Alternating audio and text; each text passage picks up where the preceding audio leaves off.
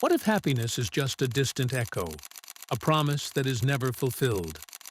How much longer are you willing to chase the unattainable? Happiness has always been a central concept in philosophical, psychological, and sociological reflection.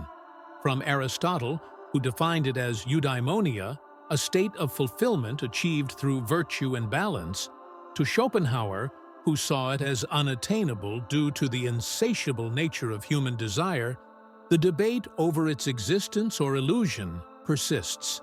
In the contemporary world, happiness is often portrayed as an ultimate goal. But to what extent is this pursuit valid, or is it merely a social imposition that leads to frustration? Positive psychology, proposed by Martin Seligman, argues that happiness is not a permanent state, but rather a set of experiences associated with subjective well-being.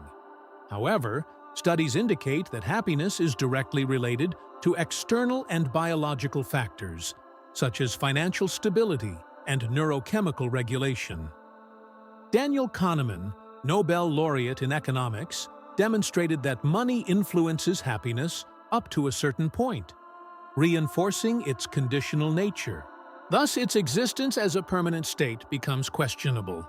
Sociology also points out that the pressure to be happy can be harmful.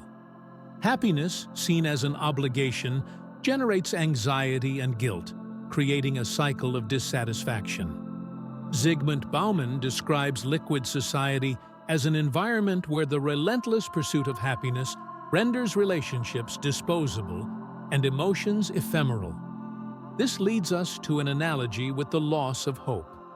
Just as happiness can be illusory, hope, when continually frustrated, can fade away, leaving an existential void. Neuroscientifically, happiness is the result of transient chemical reactions in the brain, not a permanent state. If our biology does not allow us to sustain constant happiness, the attempt to achieve it indefinitely can lead to frustration and despair, much like a traveler chasing a mirage in the desert. Therefore, happiness, as an absolute ideal, may be an illusion.